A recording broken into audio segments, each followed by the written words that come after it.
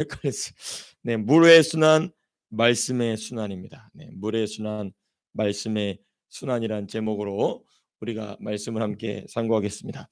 오늘 본문은 이 평소와는 조금 다르게 이 물의 순환에 대한 말씀만을 중심으로 좀 함께 나누고자 합니다. 사실은 이 몇 절입니까? 31절에서부터 어 33절까지는 천체에 관한 천체를 또 하나님께서 다스리시는 내용이 나오게 되고, 또 36절을 또 잠깐 보시게 되면 짐승에 대한 이야기가 또 나오게 됩니다. 그래서 주제가 크게 세 가지가 나와요. 물의 순환과 그다음에 천체의 운행과 그리고 짐승까지도 다스리시는 하나님, 이렇게 크게 세 가지가 나오는데, 우리가 이렇게 나누다 보면은 조금 집중력이 떨어지게 돼서 주된 내용 거의 90% 이상을 차지하고 있는 물의 순환에 관한 말씀만 우리가 오늘 핵심적으로 함께 상고하고자 합니다.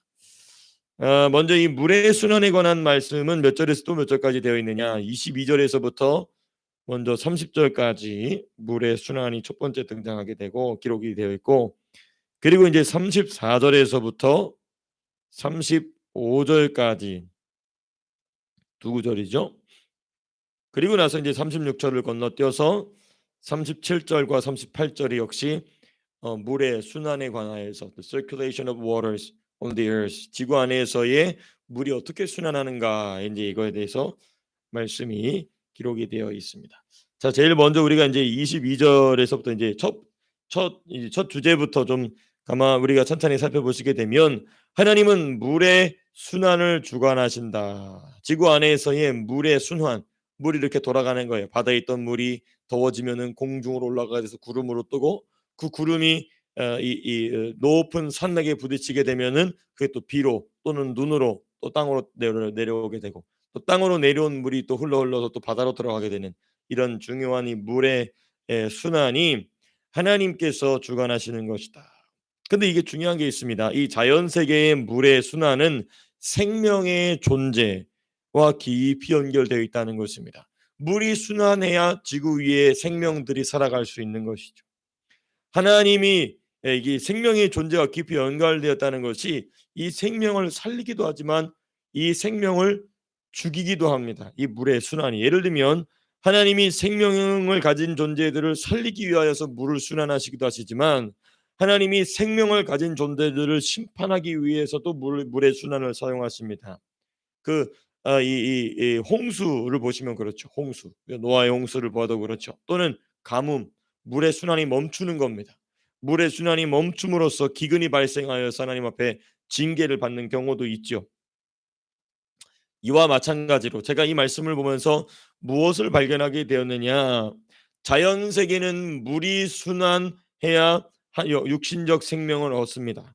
자연 세계에서는 이 물이 순환함으로써, 물이 순환, 물이 이렇게 빙빙 돌면서 자연 세계의 육신적 생명이 유지되는 것처럼, 영적 세계에는 하나님의 말씀이 순환해야 영적 생명을 얻는다는 것입니다.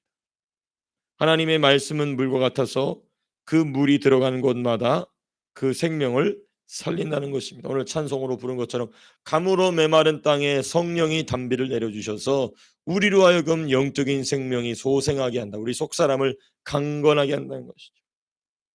이 자연세계의 물의 순환에 담긴 영적 세계의 말씀의 순환의 비밀을 우리가 함께 좀 찾아보고자 합니다. 한 세네 가지 정도로 오늘 본문을 함께 묵상하게 될 것입니다.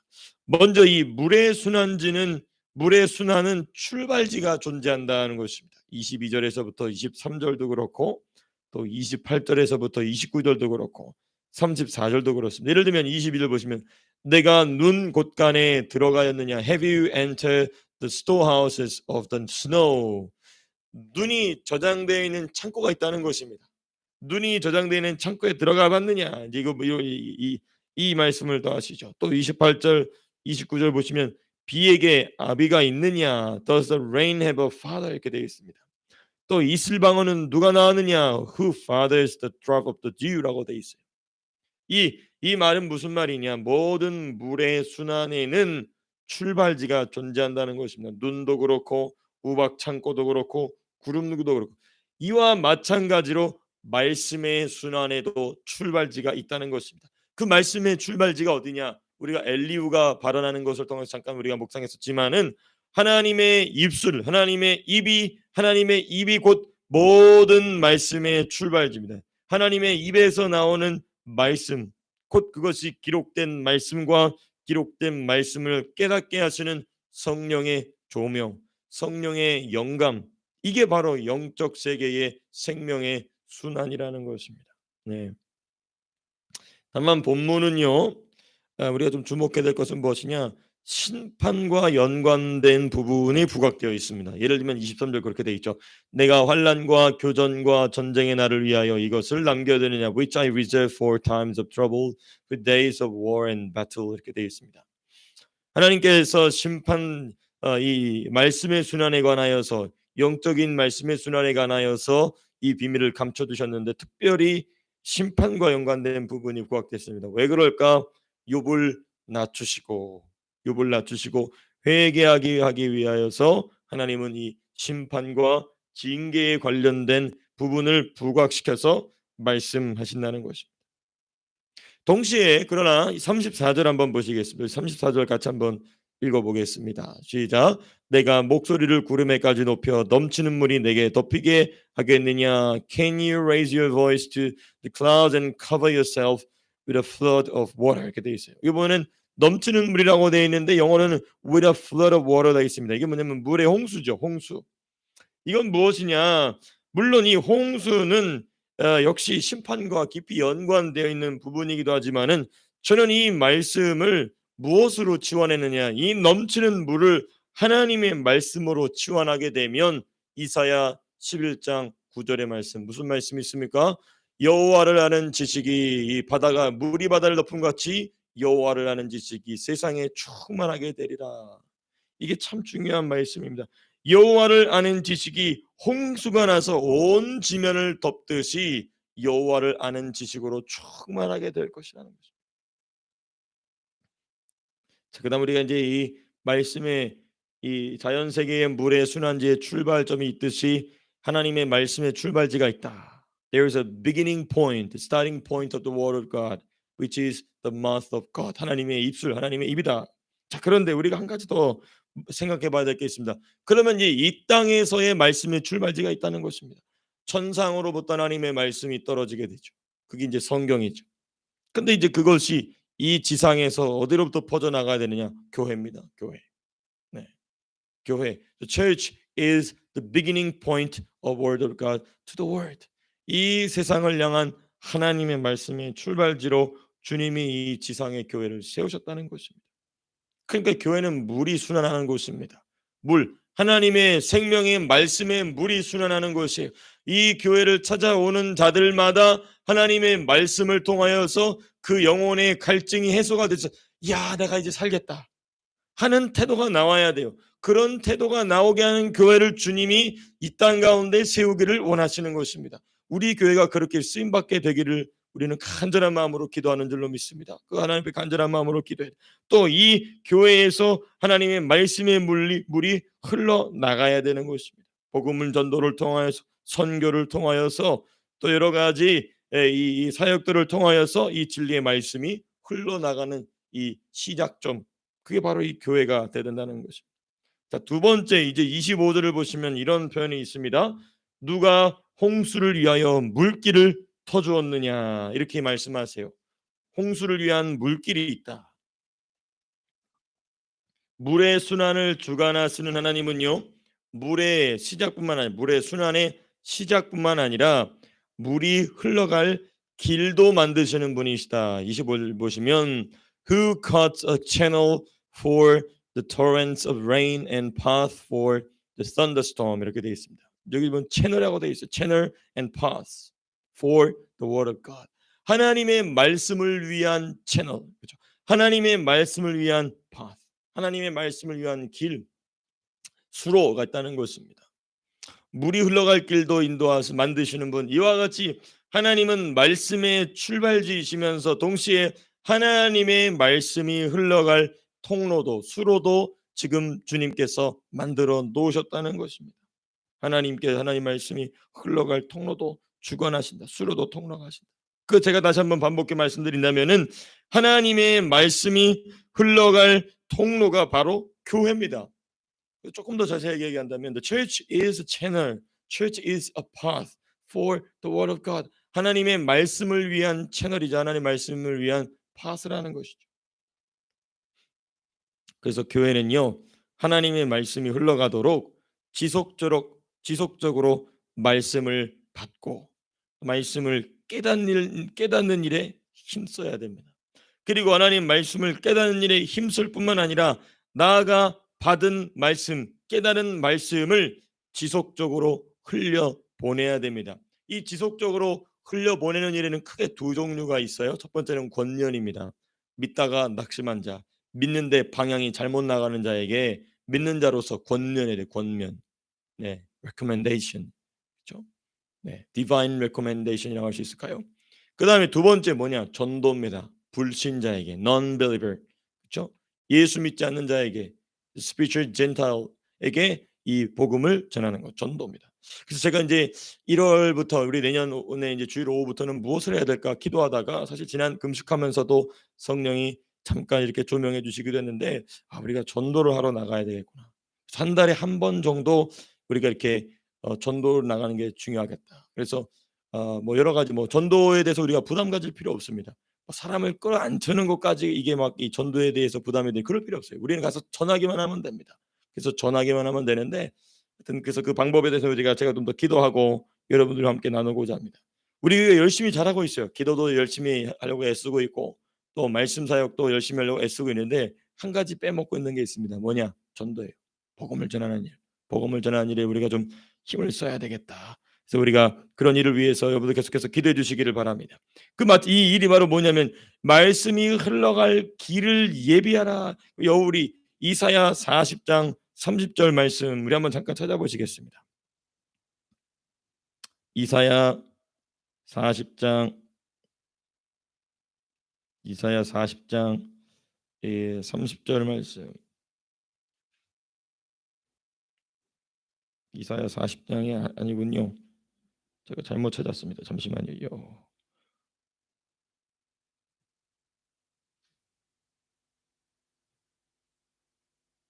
네, 이사야 40장 3절입니다. 30절이 아니라 3절입니다. 네. 3절 말씀 같이 한번 읽어보겠습니다. 시작. 외치는 자의 소리여 이르되 너희는 광야에서 여호와의 길을 예비하라. 사막에서 우리 하나님의 대로를 평평하게 하라. 외치는 자의 소리가 곧 누구의 길을 예비하냐면 여호와의 길을 예비한다는 것입니다. 그렇죠? 우리는 외쳐야 돼요. 권면으로 외쳐야 되고 전도로 외쳐야 됩니다. 듣든지 아니 듣든지. 그래서 제가 이제 전도할 때는 우리 민서나 서희도 그리고 가능하다면 민준이 태아도 제가 전도하는 현장에 좀 데려가려고 합니다. 어떻게 전도하느냐? 이 시드니에 사는 사람들 바빠가지고요 붙잡고 있으면 짜증냅니다. 그래서 안녕하세요 해놓고 예수님이 당신을 사랑합니다 하면서 우리 전도용품과 전도지를 좀 이렇게 주는. 그래서 얘네들도 이제 한 달에 한 번씩 이제 잘 걸렸어요. 이제 저와 함께 전도 현장으로 나가서 전도 이렇게 하는 거구나. 이게 애들이 배워야 됩니다. 전도 한마디도 할 줄 모르면 안 되거든요. 이제 그래서 우리가 함께 아이들도 전도하러 나가고 또 성도님들도 각 지역으로 가고 싶은 대로 뭐 시티로 가도 괜찮고 보우드로 가도 괜찮고 아니면 내가 한 명을 딱 정해놓고 딱 그날 하루 아저씨 아줌마 예수 믿어야 됩니다. 한 달에 한 번씩이라도. 그러면 1년이면 12번이지 않습니까? 이게 보통 전도학을 보게 되면요. 한 사람이 약 20명에게 한 20번 정도 예수 믿어야 된다는 얘기를 하게 되면 그 마음속에 변화가 일어나게 된다는 것입니다. 그러니까 내가 하는 한 번은 그 20번 중에 한 번이다. 그 부담이 확 줄어들게 되죠. 그러니까 우리가 이제 갑자기 또 이 부담스러운 얘기를 하나 이제 이렇게 생각하시지 않았으면 좋겠습니다만은 전도해야 됩니다. 전도해야 됩니다. 요즘 교회들이 전도합니까? 전도 안 해요. 전도 안 하면 다 자기들끼리만 몰려 있는데 우리가 이렇게 지금 이 말씀 보니까 여호와의 길을 예비하라. 권면과 전도를 통하여서 여호와의 길을 예비하라. 이게 참 우리에게 중요한 사역인 것입니다. 누가 홍수를 위하여 물길을 터주었느냐? 하나님이 물길을 내시는데 그 물길을 내실 때에 누가 수종드느냐? 권면하기 위하여 애쓰는 자들, 전도하기 위하여 애쓰는 자들을 통하여서 주님이 그 말씀의 길을 열어 가신다는 것입니다. 주님이 저와 여러분들을 그렇게 사용하게 되시기를 축복합니다. 세 번째입니다. 물의 순환, 말씀의 순환 세 번째 부분 26절에서부터 27절입니다. 26절, 27절 보시게 되면 하나님이 어디에 물을 내리시는가 우리 같이 한번 읽어보시겠습니다. 26절, 27절 시작. 누가 사람 없는 땅에 사람 없는 광야에 비를 내리며 황무하고 황폐한 토지를 흡족하게 하여 연한 풀이 돋아나게 하겠느냐. 하나님이 비를 내리시는 곳이 어딘지에 대한 얘기를 하고 있어요. 첫 번째는 하나님이 물의 순환이 어디로부터 출발되느냐, 또 두 번째는 하나님이 물을 순환하실 때에 어떤 통로를 어떻게 사용하시느냐, 세 번째 그 통로를 통하여 어디에 물을 내리시느냐, 물을 보내시느냐, 어디냐면 사람이 없는 땅, 광야, 황무하고 황폐한 토지에 비를 내리시고 연한 풀이 나게 하신다. 이와 같이 하나님은 사람이 도저히 관심을 기울일 수 없는 땅에도 비를 내리시고 생명을 돋아나게 하시는 분이신데, 이와 마찬가지로 무엇이 없는 땅, 황무하고 황폐하여 말씀의 비가 내리지 않은 사람들의 심령으로 하나님은 이 말씀을 흘려 보내기를 원하신다는 것입니다. 이게 참 우리가 자연 세계에서 일어나는 이 하나님의 사역을 통하여서 우리는 여기서도 여전히 뭘 발견하게 되느냐, 이게 바로 특별 계시의 능력입니다. 특별 계시가 와야 이 일반 계시 속에 담겨 있는 하나님의 사역, 하나님의 마음이 깨달아지게 되는 것입니다. 그러니까 우리가 사막에 내리는 비를 보면서 야, 사막에도 비가 내리는구나, 하나님은 참 사막에도 비를 내리실 정도로 자연 세계를 멋지게 운행하시는구나, 이것도 참 훌륭한 묵상입니다마는 더 깊이 들어가야 돼요.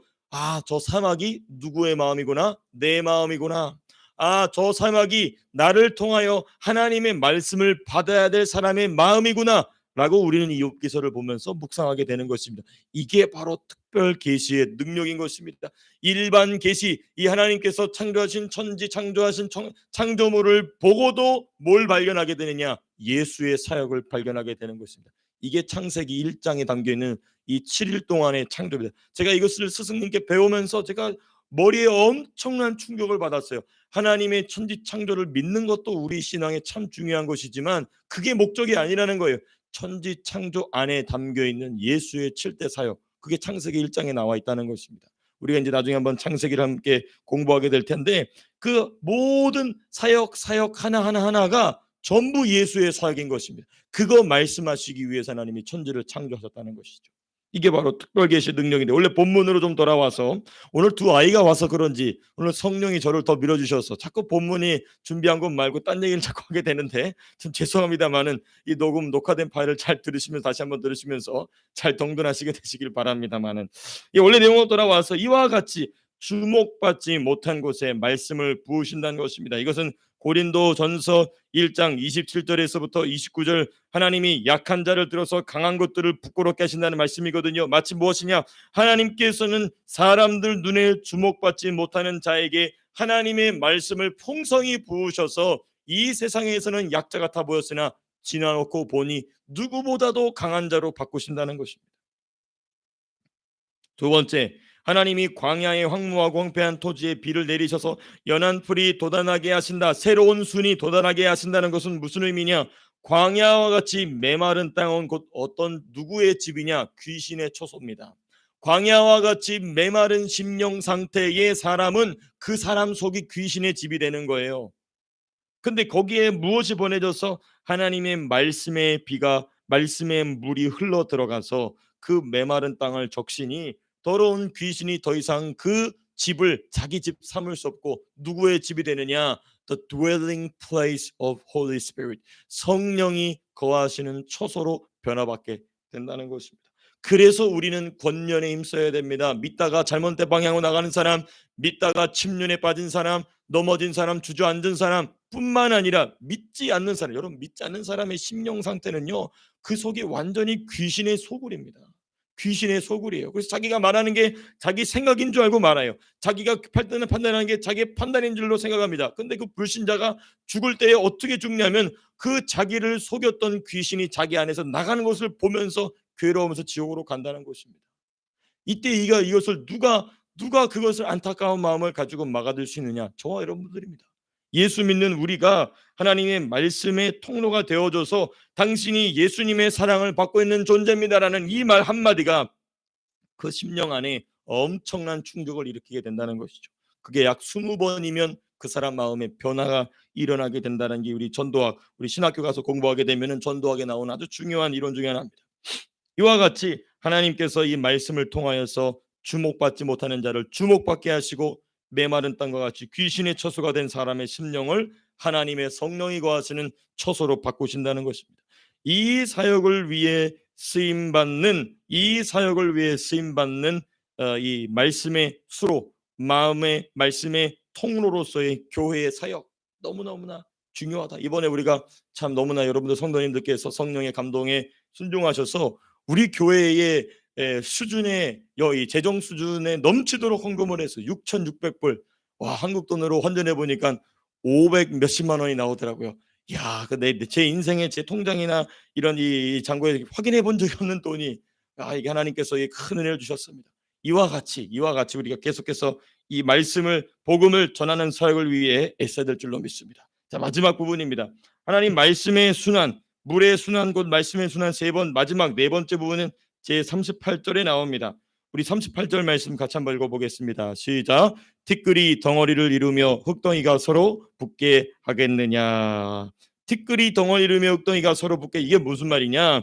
티끌과 흙이 덩어리가 되어 서로 붙게 하는 것이 물이요, 물, 수분인 것입니다. When the dust becomes hot and the cloud of earth stick together, 이렇게 되어 있습니다. become hard and stick together 이렇게 되어 있는데, 이것을 서로, 이 티끌과 먼지와 같은 티끌과 흙이 서로 붙게 하는 것은 물입니다. 물이 없으면 티끌, 흙은 모두 각자 흩어져서 존재할 뿐입니다. 자, 그런데 사람의 창조와, 그러니까 여기 중요한 의미가 담겨 있죠. 사람의 창조와 그리고 사람과 사람의 연합의 비밀이 무엇인가? 사람을 지으실 때도 흙과 티끌을 뭉쳐서 만드셨어요. 그렇죠? 흙과 티끌을 뭉쳐서 우리를 만드셨습니다. 그리고 사람과 사람이 하나로 묶어지는 것은 성령이 주시는 하나님의 말씀의 물이 우리 공동체 안에 흐를 때만이 가능한 것입니다. 서로가 친해지고 서로가 가까워지고, 제가 몇 주 전에 말씀드렸던 것처럼 서로가 서로를 위해서 생명을 다해 죽어줄 수 있는 신앙으로 나아가게 하는 그 중요한 핵심은 무엇이느냐? 말씀인 것입니다. 이게 바로 38절, 티끌이 덩어리를 이루며 흙덩이가 서로 붙게 하겠느냐? 무엇이? 여호와께서 순환시키는 물이 자연세계의 티끌과 흙을 덩어리가 되게 하시는 것처럼 하나님께서 그와 같이 사람을 빚으셨고, 더 나아가서는 여러분, 사람이 모래알 같습니다. 다 자기 생각이 있어요. 다 자기 뜻이 있습니다. 다 자기 경험이 있기 때문에 교회 안에 모아놔도 전부 모래알 같이, 그렇죠? 우리가 한국말에 그런 속담이 있죠. 콩가루 지방 같이, 콩가루 지방 같이 다 모래알처럼 흩어져 있습니다. 그런데 그것을 하나로 뭉치는 것이 무엇이냐? 여호와의 말씀이라는 것입니다. 여호와의 말씀이 그 콩가루 지방 같은 교회에, 콩가루 지방 같은 가정에, 콩가루 지방 같은 우리의 직장에 부어질 때 하나로 뭉치게 하신다는 것입니다. 이러한 말씀의 순환의 역사가, 순환의 역사가 오늘 이 말씀을 통하여서 우리 사랑하는 성도님들의 삶 속에 충만케 되시기를 주님의 이름으로 축복합니다. 자, 기도하고 마치겠습니다.